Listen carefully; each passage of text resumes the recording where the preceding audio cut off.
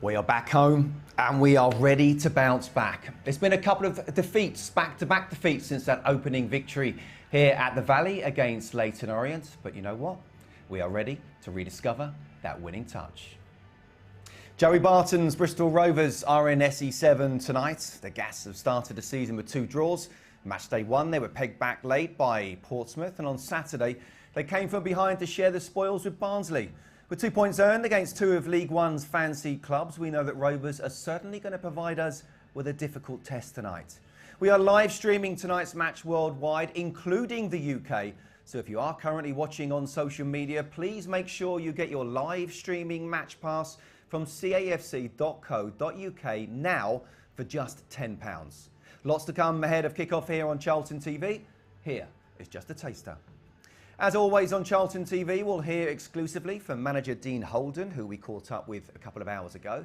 We'll be heading overseas in about 15 minutes' time as former Addicks goalkeeper Sasa Ilic dials in from Montenegro. What are you two laughing for? And we'll also speak to one of the club's impressive youngsters, Lucas Ness, who is back fit and played every minute of the season so far. I have to say, it is great to be back here on Charlton TV. Honestly, we haven't even come in vision yet, and these two are laughing. What are you laughing at? I think I know what he was laughing at. Something happened on Saturday when you wasn't here, right? And it involved Sasha. So did it? Yeah. Can you tell us? Let's let him reveal. Okay, all right. We'll come on to that a little bit. Look, I've got a question. First question up here. You've had the summer off, 3 games in 10 days, though. Are we match ready? Are we 100% fit now, full of stamina? I'd thought so. I'm talking about you two. Yeah. Oh, us two? Yeah. I'm talking about the team. We're all right. Me and Brownie are all right. Yeah. Although I'm being told I upset him with my negativity, he doesn't know that. Say that again? You're never negative. No, not as much as people make out, that's for sure. Yeah. We don't want to open that can of worms right now, do we? I don't care. Let's be positive. You know me. Two home games. Let's be positive. Absolutely. Let's be positive. Let's talk about golf today, Curbs. Yeah. You and I were part of a very good cause for testicular cancer. How did you play? Sorry, I played all right. Just looking for an invite. No, it was your birthday. Oh yeah. I took Mrs. Brown out in London. I took Mrs. Brown out of London. It's her birthday, wasn't it? Well, I'm going to come on to that. Let me just relax. Sorry. It's all about you, Brownie. I know. Go on in. How was Mandy's birthday? No, it was his birthday. No, it was Mandy's birthday. Yeah. Oh right, no wonder you walked over the O2. He walked over the O2. Yeah. With that bad knee. He's always moaning about that knee. 2 bad knees, Kurt. 2 bad knees, and. Had to have one of your super duper tablets. Don't tell anyone. Don't tell them about them tablets. Should we move swiftly on, shall we? Look, Saturday, quickly. I wasn't here, of course, but positive to take from that game? Yes. Mr. Negative? We played a decent side. I was positive Saturday. No, we played a decent side. They should have got to the final last year, shouldn't they? Very established side in this league. Should have come away with a draw. We didn't. But we always knew that was going to be a tough game. I think when the fixtures come out, 3 home games away to Peterborough, you're thinking, if you get anything at Peterborough, that's a bonus, because really you've got to be looking at the 3 home games and putting no pressure on them, but you've got to be looking at 9 points. If we get 9 points, that'd be a very good start. Both of you have been managers, of course. How would you have reacted to that result? I would have been pleased with the response second 45. It was quite an even game first 45, which I thought they just shaded. It was an error that led to their goal, but let's be honest, there were a lot of errors across the 45, but we highlight that one because it led to the goal against. But I thought it was a decent response, and we created enough second half to have, in my opinion, to have got the equaliser. So in that respect, Dean leaves there disappointed they haven't got anything from the game, because I think even a point is positive. You come here, you look to win this one, and it's a good start. And it was a shame we didn't get that equaliser, because I think we deserved it on that second half's display. Curbs, you mentioned the crowd, I believe, on Saturday, and you've also mentioned it before as well. So how important will they be tonight, do you feel? Yeah, I mean, obviously, Dean said after the Orient game, it's the best atmosphere he's had at the Valley. You can understand why, because the Orient brought most of their fans, filled that end. It's not going to be the same tonight. So it's another thing that the players got to deal with. You know as well as I do, when the crowd is quiet, for whatever reason, maybe our fans, or there's no fans in that away end, the players can hear everything, and I think it's a bit negative. It stops you trying things because you hear the groan. When it's a bit noisy and a good atmosphere, you can express yourself. If you don't work, you don't hear the groan. Yeah. and that's what we've got to contend with. It ain't going to bother Bristol Rovers. It bothers us. That's why the atmosphere here, we've got to try and get it up as much as we can. At the same time, then the players have to deal with that as well, don't they? That's called being a professional footballer. Final one. You hot? You cold? I remember the first game of the season. You were sweating like anything. Now you're feeling it. We've had the fan on. We've had to turn it off now. This is hotter than the first game. Is it? Yeah. I mean, my palms. Look. Yeah. It is what it is. We just got to be professional. Carry on, eh? True professional. What can you do? What can you do? You're starting to have a little bit. I've got a bit of shine. Yeah, it's coming. Yeah, it's coming. It's warm. Don't worry. When we go to Dean, which we're going to now, we'll get the fan on. Let's hear from the gaffer, shall we? Who Charlton TV caught up with a little bit earlier. Dean, thanks so much for joining us. A difficult result to take on Saturday after what was a really positive performance. What conversations have you had with the players since then? Well, when you've got a game 72 hours after the previous game, it's always about tying in what we did really well in the previous game at Peterborough.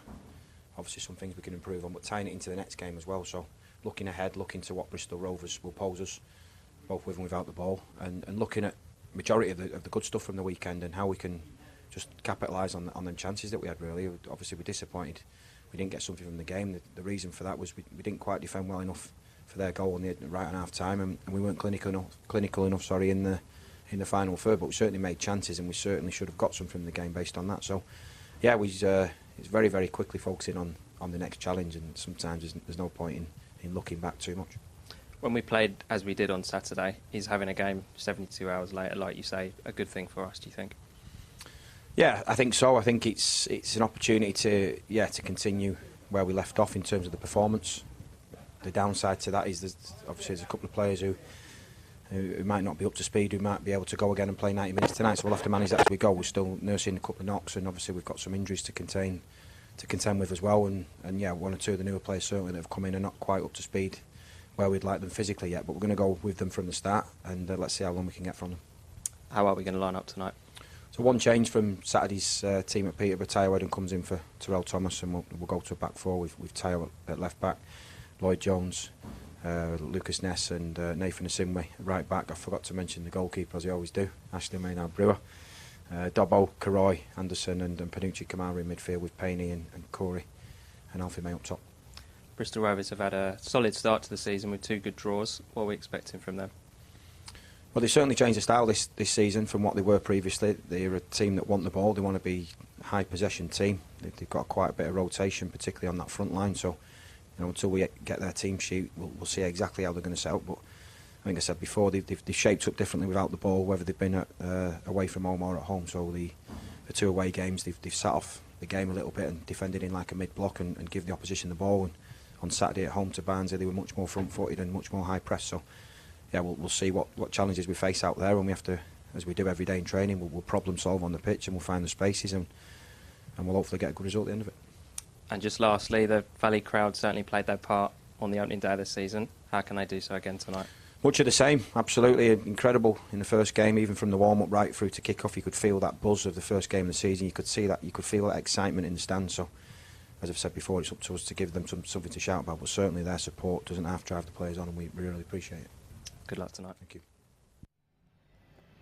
OK, so just the one change then from Saturday's defeat. Tayo Eden comes in for Terrell Thomas in what looks like stays as a 4-3-3 formation. Curbs, I suppose from a consistency point of view, that's what Dean will want to be doing from the manager's side, wouldn't it? Yeah, I think that for me, the only part of the team that's not really functioning at the moment is the front 3 or the front 2. We don't seem to be creating as much as we should be. Midfield's been steady. I like Kamara. He came in, he obviously made that mistake on Saturday, but we forgive him that. But I just think we need, we've got to remember we had Versaki on the right-hand side and Corey Black on the left. We was quite dangerous going forward, and we've just lost that. We haven't replaced Jez yet, have we? No, we haven't. And on the right. Listen, Payne can work up and down, and he's dangerous when he gets in the final third. But it's the creativity that is missing at the moment, and that puts a lot of pressure on that back 4. I'm going to give Jack a big compliment here. I'm not necessarily making a massive comparison, but I remember watching James Maddison play on the right-hand side where really he's a number 10, and I think Jack's the same really. Yeah. Coming in about the timings of the run, just coming in behind Alfie. Yeah. And I thought you were looking at me in a funny way there. No. that's the type of role that he's going to be looking to do, isn't it? Coming inside, whereas Corey obviously would be out on the wing on the left-hand side. Yeah, we had very little width on the right-hand side on Saturday against Peterborough, and that obviously means Nathan Asimwe's got to get high quite quickly, you know, to offer us that width if it gets a little congested in the centre of the park. You know, we know Jack's tidy. Jack Payne is tidy and technically, and I just didn't feel we got him involved enough, particularly in the first half. He just didn't have as many touches as you want him to have. If he's going to sort of play off of Alfie May and leave that right-hand channel open, you want him to get involved. You really want him to have the ball at his feet, looking to feed Blackett-Taylor, looking to get Alfie May off the shoulder with a Simway on the outside to cross. And it just didn't really happen for us in that first 45 minutes. So hopefully tonight we'll see a bit more of him in possession, because when he's in possession and got time, he can deliver. Yeah. What worry about the bench and the strength and depth of changing games? Well, I think that the first three names are quite experienced, aren't they? The keeper and Thomas and Hector. I'm a bit surprised with Hector. They're obviously saying that he's not up to speed yet, because obviously he'd be forcing the issue to be in a back three or a back four. Listen, Daniel Kanu, you know, scored, didn't he, the other week at Newport, but that's an area that I think is a worry for me, that with Miles out and Chuck's out, if Alfie May gets an injury now, then surely the club's got to go and do something, because we'll be really short in that area. A lot of pressure on Daniel Kanu. I think the only other thing to mention is that I kind of understood why we went to a back four at Peterborough. That's tough. You know, you didn't want Corey Blackett being tracked back as a wing back, but you know, I thought we might have gone back to the back three to give Alfie a little bit of support. You know, it might have meant started Daniel Kanu alongside him. Yeah. But I thought we might have just given him a bit more support by going back to that three or at home. So I'd love to know the process of why we've gone to a four after starting with a back three. But you know, that's his choice. That's Dean's choice. If you're trying to get two strikers on the pitch, that's the easiest way, isn't it? Three at the back, five across midfield, and two up top. But then you worry about who's going to change things if you need someone coming off the bench. Well, that then haven't got a striker. Yeah, I think. But then maybe you go to the four. Yeah, maybe. Okay, look, we could. Yeah, I don't think we could talk till the cows come home, really, couldn't we? Let's move it on and look at the fixtures tonight in League One, because it is a full programme. 5 clubs have 100% records after 2 rounds of fixtures. 2 of those, Cambridge United and Stevenage, come up against each other at the Abbey Stadium. Peterborough go to Barnsley, who drew at Bristol Rovers on Saturday.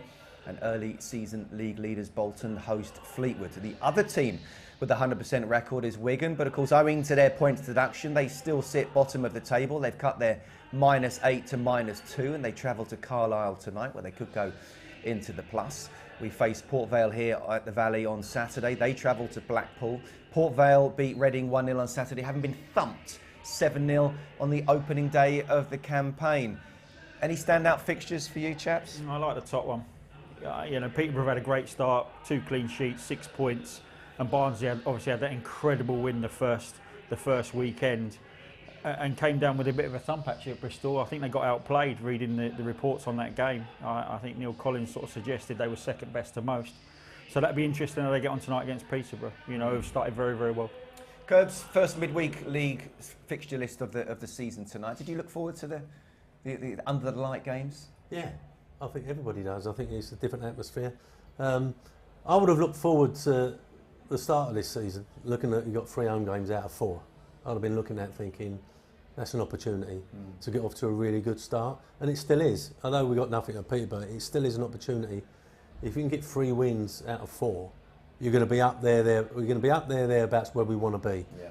You know, for a start of the season. And then momentum kicks in, doesn't it? Okay, right, moving on now, and let's hear from the club's technical director, Andy Scott, who explains just how he's settling into his new role. Just a few weeks into your role, how are you finding it so far? It's been a busy few weeks, that's for sure.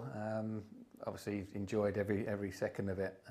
Well, apart from the games we haven't won, obviously, but no, met a lot of people, some for the first time, some who obviously were here in January, but getting to understand the working relationships, how the women's first team, men's first team, and the academy work, and the issues that we're faced is obviously been really important to understand that from the offset, and then trying to work a plan of how we can move forward.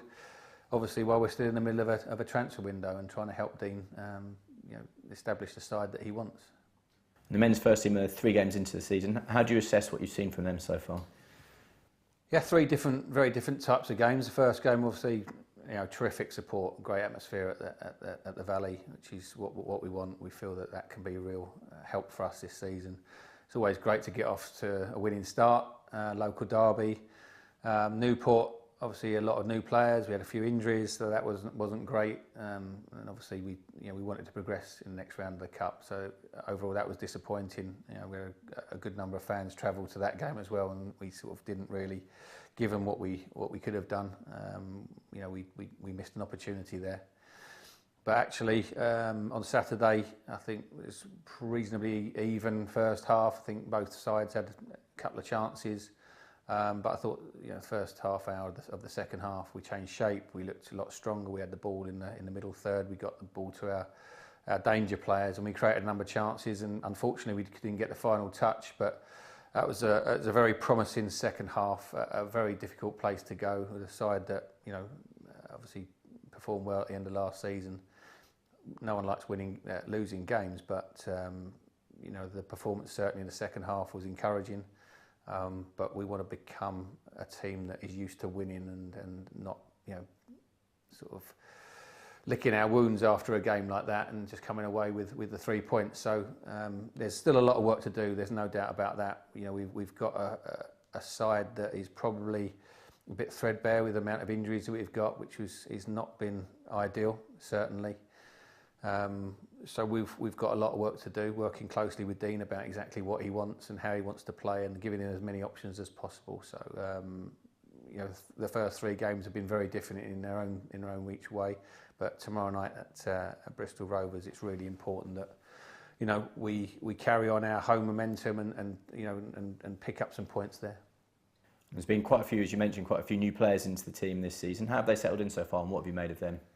Yeah, I think there's some good work done in the summer. Some really good people first and foremost. Some ambitious players, and the club spent some money on bringing on some really good players. I think Panucci's obviously shown the energy and the quality that he's got, and I think he's settled in very well. Terry's obviously had a couple of injuries and had an injury through the summer that we were nursing him back through, but he showed some quality in a Newport game in his first minutes, so hopefully he can be involved soon. Teo, again, I thought was probably one of the brighter sparks against Newport, and showed when he came in on Saturday that he can fill in and work well with Corey. So they're a couple of players, and they're a group that are still establishing how they work with each other. Dean's still working out how they best play. Obviously, having the injuries means that we've had to be careful with some of them, and certain players that are getting up to the levels of fitness that we want them to, and we need to make sure that we don't overstretch them and injure them anymore, because we need to make sure we have our best players on the pitch.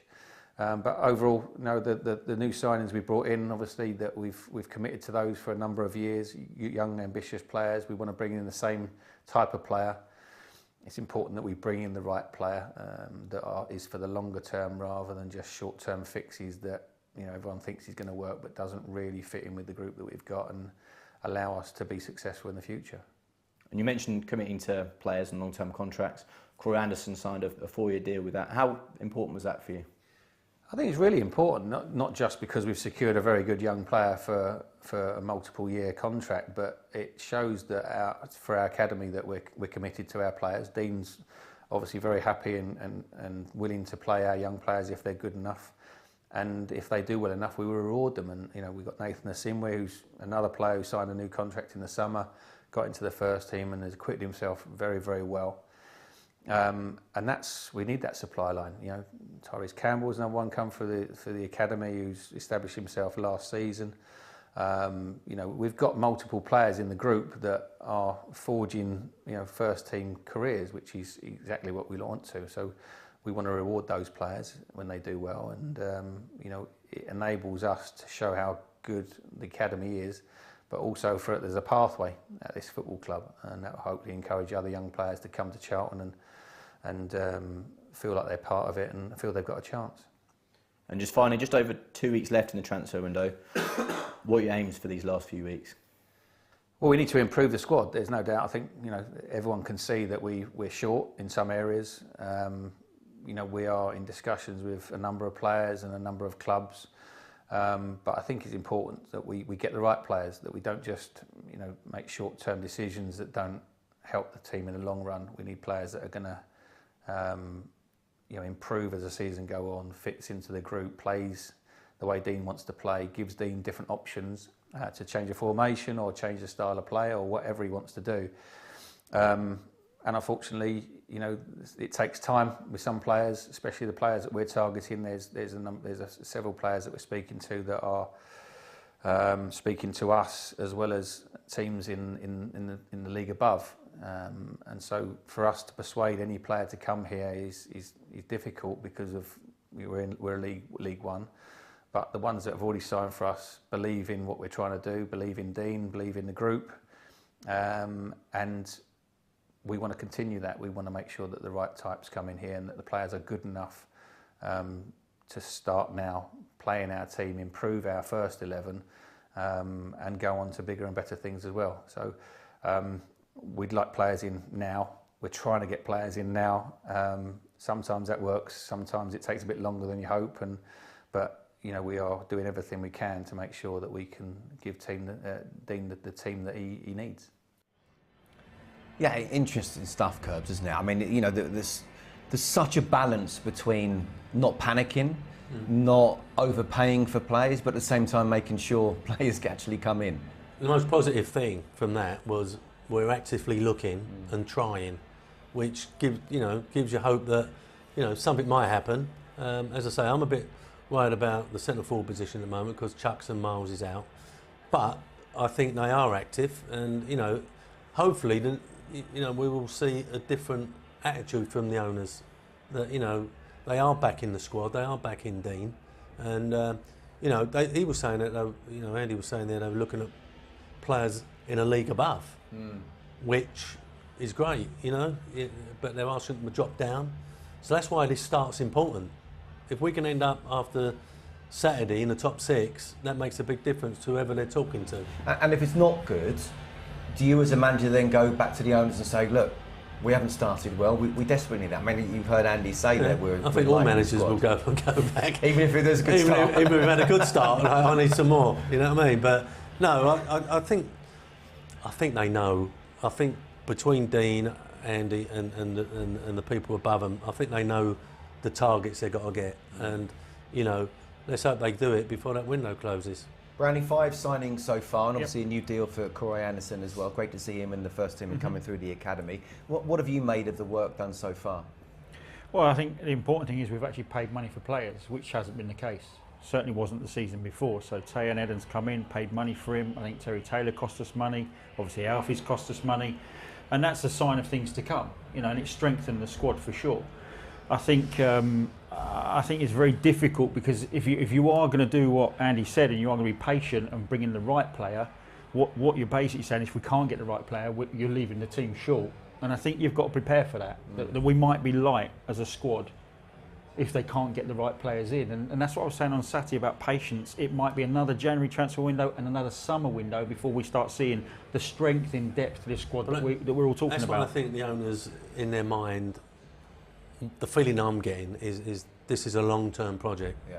You know, and it's not Premier League in 5 years, which is what we've heard before. This is a long-term project, and we've got to get it right on and off the field. So we'll talk more afterwards, because we do have someone waiting for. I mean, a couple of interesting weeks coming up, of course, isn't there, in terms of the window. But we are going to now head overseas and speak to a former Valley favourite, Sasa Ilic. Sasha, you there? Hi, how's it going? Very good, mate. How are you? Very well indeed, very well. Now, I do believe in exactly 382 days, because I've counted them all, you have a very exciting project coming up. Tell us all about it. Yeah, it's been a long time since I've left football, and being based here in Montenegro for the last 10 years, I've always had the itch to get back into it. And I've been given the chance to create something which I think and I believe will be a good project for kids from abroad to come to Montenegro and to study while being at my academy, football academy. What inspired you to do this? I mean, once a footballer, or should I say goalkeeper, always a goalkeeper or footballer. So I've always wanted to get back into football, but on my own terms. So coming to Montenegro, being such a beautiful country, extremely diverse. I'm collaborating with a university here in Podgorica, which is the capital city of Montenegro, and we sort of joined forces to create a soccer academy. I'm calling it soccer because obviously we're trying to attract footballers from different parts of the globe to come over to study, to be part of our soccer academy, and which will give me an unbelievable opportunity to filter these young talented players within the Montenegrin league. And obviously coming from this part of the world and me playing this part of the world, I did okay. I managed to uproot myself from this part of the world and to be part of Charlton's history. So I know if I can do it, anybody can do it. So I take it you need some coaches, and you're going to get Curbs, Brownie, and myself out there. I've got Curbs already signed up and Brownie too. So we can most definitely use your commentary. He can bring the luggage. He can bring the luggage. Curbs is saying I can bring the luggage. It's okay. I recognise a custard pie when I get one, mate. Don't worry about that. Look, let's talk about the summer now, shall we? And you were here to play in the 30-year anniversary of the Valley, weren't you? How much did you enjoy gracing the turf again? Well, it's always great to be back at Charlton, and obviously I'm very grateful to be part of Charlton's history and that generation where when I played, it was, oh my God, is that me in that picture? Oh God, okay. So I always thought I was much skinnier than what I'm actually. The camera puts 10 pounds on you, mate, don't worry. We've got plenty of great food here, so hence why I look so big on that picture. But no, it's always great to come back at Charlton and play. I thought I did quite well, despite a couple of mistakes, but that's what Charlton always got for me, either one way or the other. So I managed to prove that on that day when I was playing. And as I say, last December for the 30-year anniversary match day, you were here with your son as well, weren't you, who was the mascot for the game. How much did he enjoy that? Yeah, he loved it. I mean, the whole experience, walking around the stadium, taking him into obviously the changing rooms and to the shop. This is when I took him to the shop. So, he has no idea. I mean, obviously, he's not much of a football enthusiast, which I'm trying to change. My younger one is actually not too bad, but he's more of a tennis fan. But I'm trying to convert him back into football. Brilliant. And obviously Charlton fans. A huge Charlton fan. So, you ask anybody in the hometown where we live, they're always wearing the Charlton shirt. They're always bragging that their father played for Charlton. But they always come back to me and say, Dad, nobody believes that you played for Charlton. I said, well, okay, this time they'll grow up, they will see.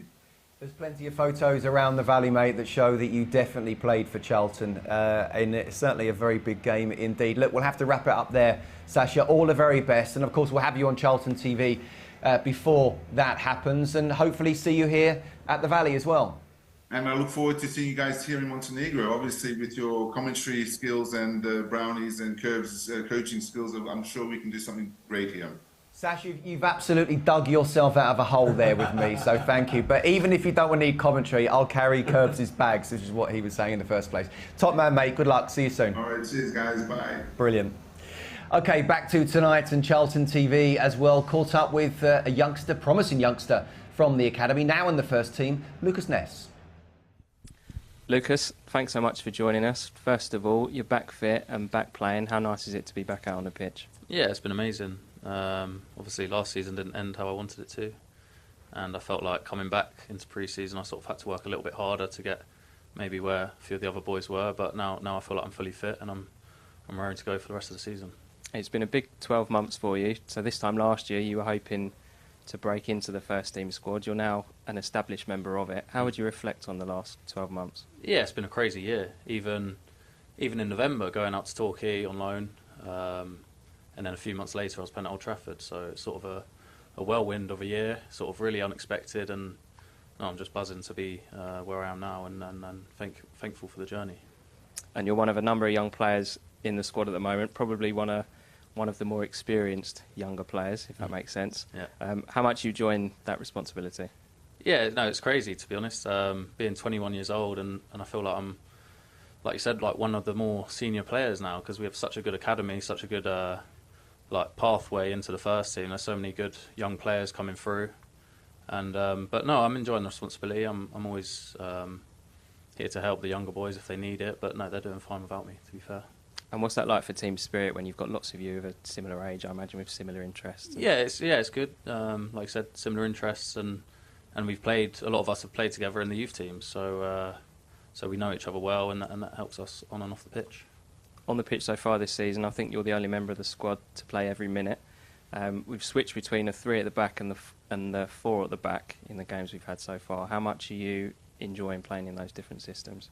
Yeah, I'm not really too bothered about what we play. I like the 3, and obviously it gives me an extra slot, if you like, to get into the defence. So I don't mind that. But then we change to a 4, and we can do both. You know, we all know our roles, and we know the systems well, and that's all thanks to the management staff and the team we have. So yeah, I don't mind what we play, and you know, there will be times where we switch it up, and we'll just have to adapt.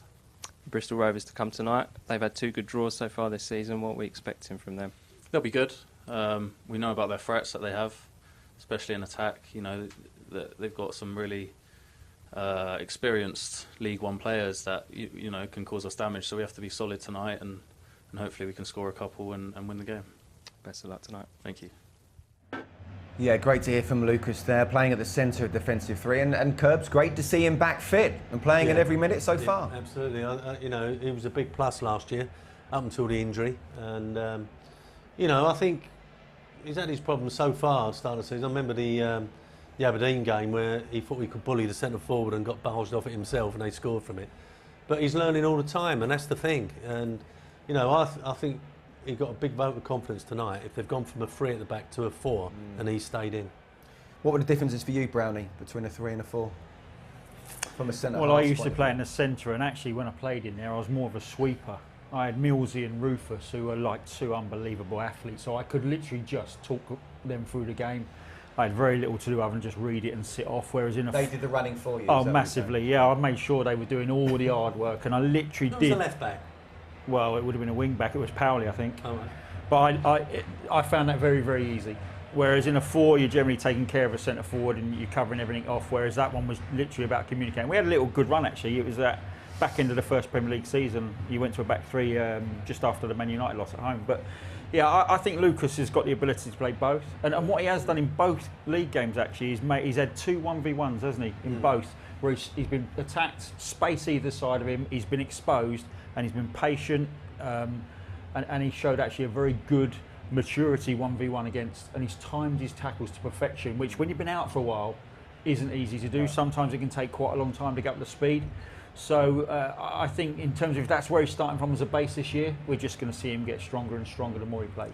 George Jones was asking the questions there, and I understand exactly what he meant by saying he's one of the experienced youngsters. Yeah. Because he is, isn't he? There's 4 homegrown players in there, but he's playing like almost like a senior pro now. You forget his age, don't you? And I think that's the great thing, how he's come through. And I like his passing range as well, and you know, not just the defensive side, but nowadays you're going to have to pass out from the back and take chances if you like, and he's prepared to do that. That's a good point actually, because I think he does need to be a little bit braver. He's got the range, but he needs to be a little bit braver on the longer ones. There's been a couple of times where I've seen Alfie make that run off the shoulder on a diagonal, 56-yard ball, and he's turned away from it.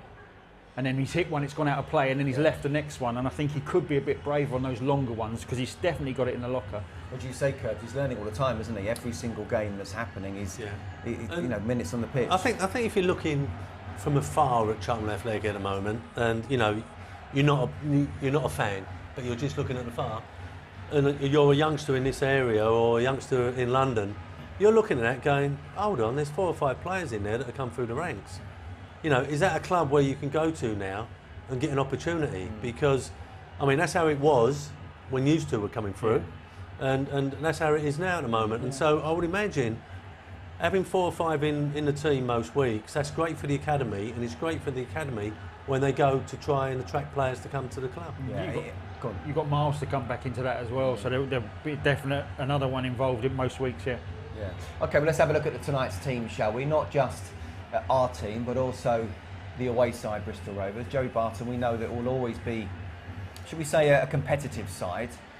I mean, even got the experience of Scott Sinclair, and Lucas was talking about experienced players in there. So how much do you feel John Marquis, goal scorer at this level as well? Well, we need to worry about them. Yeah, he came on. Did he come on a sub last time? We were 1-0 up. We made two catastrophic errors, and he scored twice, and we lost at home. He's an intelligent footballer. I don't think he's going to lose you over the top.